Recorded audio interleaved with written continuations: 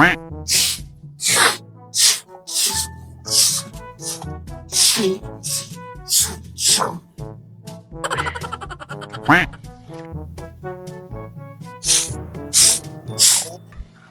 Penelope, anong ginagawa mo?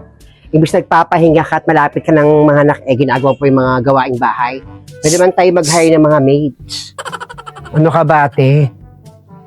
Nag-worries ako dahil gusto ko mag-exercise. Ayoko rin mahirapan mga anak. Dami mong alam. Sabi naman ng doktor, pwede ako mag-exercise. O nga pala, ate, papaalam pala ako sa'yo. Para sa magpapaalam ka. Punta ako doon kay Lanela, dadala ako doon sa mga kaibigan ko. Nabuboard na ako doon sa bahay. Lagi lang ako sa loob ng bahay. Boring na. Ay, tumigil ka nga. Alam mo, kahit nakat doon sa skinkan Lanela na maraming chismosa doon. Ay, naku, te. Ikaw ang pugad ng usapin doon. Kaya ka na pumunta sa lugar na yan. Wala na akong problem sa mga chismosa, te. Maraming makakatindi at mga ugat ng mga bunganga doon. Isipin ko pa ba yun? Wala akong pakailan. Pero sa bagay, tama ka. Kailangan tagaharapin yung mga chismosang yan. Saka hindi mo nakakapagtaka kung nabuntis ako. May ekop pa rin naman ako kahit papaan. Kaya anong oras ka naman pupunta? Mamaya-maya after kung mag-almusal tapos ikaw itong pag-awalis dito. Tama, mag-almusal ka lang muna bago pumunta doon. Basta mag-iingat ka ha. Alalahanin mo. Kabuanan mo na. Oo, te, mag-iingat ako. Huwag kang mag-alala. Mag-almusal ka na muna. A few moments later. Basta pangako mo sa akin na Penelope ha. Kapag nandun ka na Lanela, huwag kang papakabog, huwag kang papabuli sa mga chismosa doon. Maging palaban ka. Harapin mo yung mga yan. Oo naman, te. Tsaka, kailangan ko na yung mga chismosa doon sa lugar nila Nena. Hindi lang ako kayang takuti o kayang pagchismisan na gudugong mga bungangan nila sa Nako. Sino kaya gusto mong pumunta doon dahil mahal na mahal mo pa si Nena? Ano ka ba? Siyempre, minahal ko naman yung si Nena. Sabi ni. O talaga. Hindi ka nag-iisip.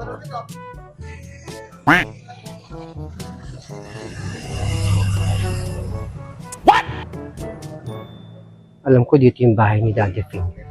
Lagi lang sarado. Pero bakit bukas tong gate? Aksidente lang to. Confirm nga. Ayun si Daddy Finger, laki ng tiyan. Talagang nasarguhan siya, napuruan si Daddy Finger. At saka pag nanganak naman ako, bibigram to sa kanyang anak niya. Ayoko mag-alaga ng bata, papagod na ako. Since sinabi mo na aksidente lang yan, malamang one night stand yun. Sabi mo nga sa akin, siyempre alam ko na alam mo kung sino talaga yung sumargo sa'yo. Tell me nga, Penelope, who is the father of that child? Gusto mo taga malaman, te, kung sino taga-tatay ng batang to? Sino ang tatay? Sabihin mo na. Tell me. May kinig ako. Aba, syempre, Penelope, gusto kong malaman kung sino tatay ng batang yan. Tell me. Siyempre. Sino yan? Virgiline? Napadaan lang kasi ako. May pupuntahan kasi ako dyan sa labas eh. Virgiline? What? Ikaw yan? Ikitsura niya. Parang sunog. Napasilip na rin ako dito. Pero, Daddy Finger, narinig ko usapan yung magkapatid. Sino ba talaga yung tatay ng pinagbubuntis mo? Narinig mo lahat ng pinag-uusapan namin na ate ko? Sabi ko na, chismosa ka eh. Itim na nga mukha mo, itim pagilagid mo. Kailangan pasensya na. Virgiline, tinatanong kita, Virgiline! Chismosang babaeng yun, sabi ko na eh. Naging di sa titigan at dinalaman kung sinong tatay itong batang pinagdala ni Daddy Finger ni Penelope. Kaya ayaw na ayaw ko dun sa lugar nila niya na madaming chismosa doon. Ate, ayun siya sabi ko sa'yo, di ba?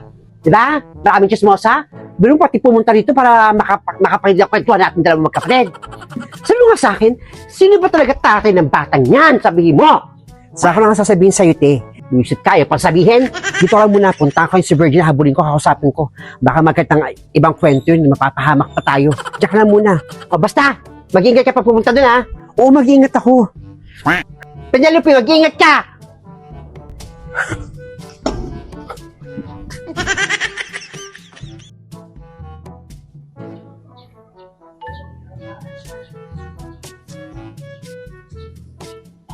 Alam ko kahit kayo mga tagapanood, gustong malaman kung sino ang tatay ng pinagbubuntis ni Daddy Finger. Ang tanong, sino nga ba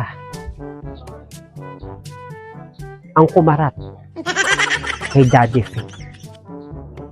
Sino nga ba ang tatay ng pinagbubuntis ni Penelope? Kung gusto niyong malaman, panoorin niyo ang susunod na kabanata. Huwag kayong magsasawa mga Mars, dahil narito ng kapanapanabik na kwento ng pagbubuntis ni Daddy Finger.